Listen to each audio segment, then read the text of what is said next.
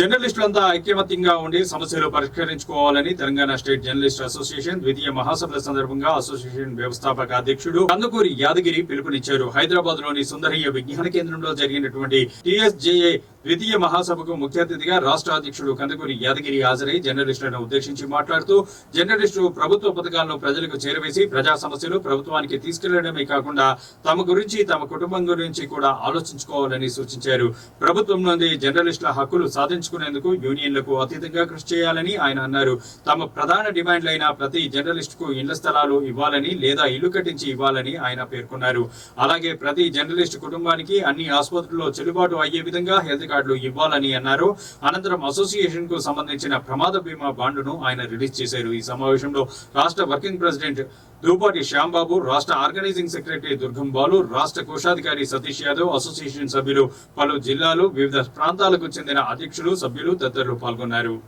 రాష్ట్ర కోశాధికారి కొలిశెట్టి రామకృష్ణ గారికి, అదేవిధంగా రాష్ట్ర సహాయ కార్యదర్శి నరసింహలన్నకి, రాష్ట్ర కౌన్సిల్ సభ్యులు గట్టిగుండ రాము గారికి, రాష్ట్ర ప్రచార కార్యదర్శి గొట్టి నాగరాజు యాదవ్ గారికి, రాష్ట్ర మరియు హైదరాబాద్ జిల్లా అధ్యక్షులు రాకేష్ అన్న గారికి, అదేవిధంగా హైదరాబాద్ రంగారెడ్డి జిల్లా అధ్యక్షులు కొండ శ్రీరన్న గారికి, సూర్యాపేట జిల్లా అధ్యక్షులు శ్రీనివాస్ గారికి, మెదక్ జిల్లా అధ్యక్షులు చేకూరి సాయిబాబు గారికి, అదేవిధంగా నా మిత్రులందరికీ కూడా వెంకన్న గారికి, అదేవిధంగా శంకర్, కృష్ణ, వెంకన్న, మధు, ఎలీషా, నెక్స్ట్ అదేవిధంగా శ్రీకాంత్, సైదులు, వీరబాబు, అదేవిధంగా రాంబాబు, అన్నగారు వీరేశం గారు, వెంకటేశ్వర్లు గారు, మిత్రులందరూ కూడా అలీం బ్రదర్ నీకు అనిల్ గారు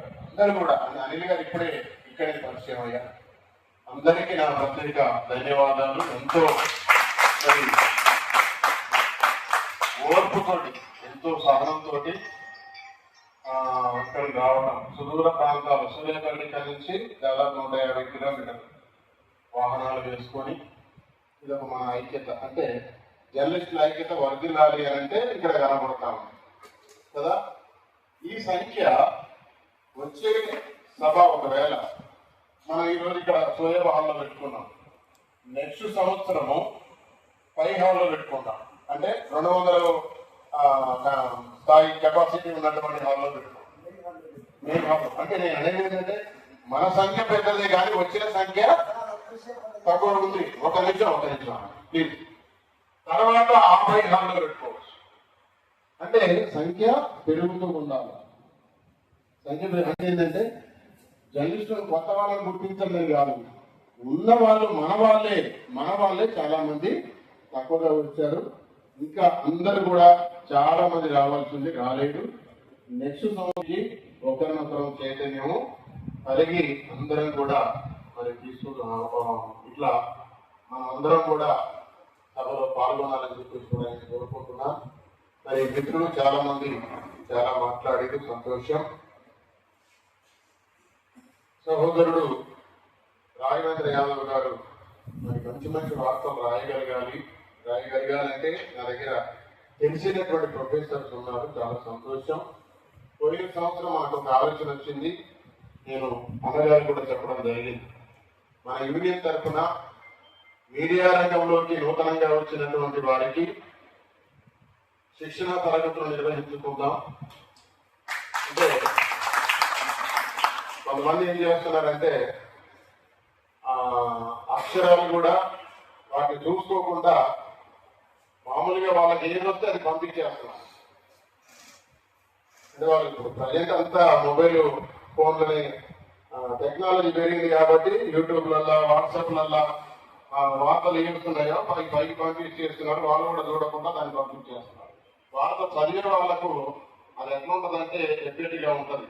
వార్త అది ఎలా ఉంటుందంటే సీక్వెన్స్ గా ఉండాలి. సీక్వెన్స్ గా ఉంటేనే వార్త ఎవరా ఈ వార్త రాసింది, చాలా బాగా రాసిండు అనేటట్టుగా ఉండాలి. అంతేగాని ఏదో రాసినాం అంటే రాసినాం అని చెప్పేసి అక్కడ ప్రోగ్రామ్ జరిగేది పెద్ద ప్రోగ్రామ్ అయితే ప్రోగ్రామ్ మ్యాటరు నాయకులు మాట్లాడితే కొంచెం వేస్తారు, పాల్గొన్న వాళ్ళ పేర్లు 100 మంది పేర్లు రాస్తారు. అది కరెక్ట్ కాదు.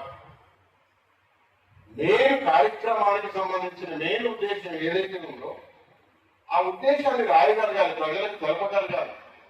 అప్పుడే జర్నలిస్ట్ సక్సెస్ అయినది. ఎక్కడైతే సమస్య ఉందో ఆ సమస్య దగ్గరికి జర్నలిస్ట్ వెళ్ళాలి. మామూలుగా నాయకులు మీటింగ్లు పెడతారు, మామూలుగా పార్టీ నాయకులు మీటింగ్లు పెడతారు, పోతాం, ఫోటో తీసుకుంటాం, వస్తాం, వార్తలు రాస్తాం, అందరితో తృప్తి పడద్దు. సమస్యలు ఎక్కడ ఉన్నాయో ప్రభుత్వ దృష్టికి తీసుకురావాలి. అక్కడ మీరు ముందుకు నడవాలి. తెలంగాణ స్టేట్ జర్నలిస్ట్ అసోసియేషన్ మిత్రులందరికీ నేను వ్యవస్థాపక అధ్యక్షుడిగా మీకు ఒకటే సూచన చేస్తా ఉన్నా. మామూలుగా కార్యక్రమాలకు వెళ్ళండి, వద్దనట్లేదు.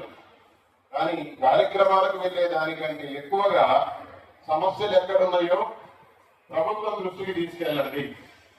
ప్రభుత్వం చేపట్టినటువంటి పథకాలు ఏవైతే ఉన్నాయో ప్రజలకు చేరవేయండి. ఎక్కడ ఏ పథకాలు ప్రజలకు చేరట్లేదో దాని మీద దృష్టి పెట్టండి. అదేవిధంగా అదే సమయంలో ప్రజలకు ప్రభుత్వానికి సేవ చేస్తున్నాం మంచిదే. మరి మన పొట్ట ఎట్లా, మన పొట్టకు పరిస్థితి ఎవరు గ్యారంటీ? పొద్దులాగా ప్రజాసేవ అని నలుగురు నమస్తే పెట్టగానే అప్పటికి మన కడుపు ఉప్పిపోద్ది. అన్న నమస్తే అనగానే ఇక దానికి నా భక్తికి ఇది ఓకే అనిపిస్తుంది. 22 సంవత్సరాలుగా నేను చూస్తూనే ఉన్నా. సరే ఓకే, చాలా సీనియర్, ఇంకా ఫ్యామిలీ ఉంటుంది, వాళ్ళకు కూడా టైం కేటాయించాలి. వాళ్ళ గురించి కూడా మనం ఆలోచన చేయాలి. అంటే మరి ఏం చేయాలి? ప్రజలు ఇస్తారా? పోలే ప్రోగ్రాము 100-150 అది పెట్రోల్కి అయిపోద్ది. అక్కడ కూడా సరిపోదు. ఒక్కొక్కసారి ఇబ్బంది పడాల్సి వస్తుంది. ఒక్కొక్కసారి మధ్యాహ్నం అన్నం ఉండదు, చాయతోనే కడుపు పెట్టుకోవాలి. అది మన విలేకరుల పరిస్థితి అక్కడ బిస్కెట్ ఇస్తారు. ఒక్కొక్కసారి అక్కడనే మనోళ్ళే సెంటర్లు వేస్తారు. నేను బిస్కెట్ అన్నాం అని మనోళ్ళే వేస్తారు. నేను ఎంతసేపు ఈ బిస్కెట్ ఈ ఛాయ్ మా గది అని అంతటితోనే ఆగిపోదామా? గవర్నమెంట్ నుంచి మనకు ఏమైనా సాధించుకునే అవకాశాలు ఆలోచన చేద్దామా? ప్రజలైతే ఎట్లాగో మనకి ఇవ్వరు. మనము ప్రజల్లో ఒక భాగం కాబట్టి, నువ్వు పెన్ను పట్టుకున్నావు కాబట్టి, కెమెరా పట్టుకున్నావు కాబట్టి ప్రజా సమస్యలు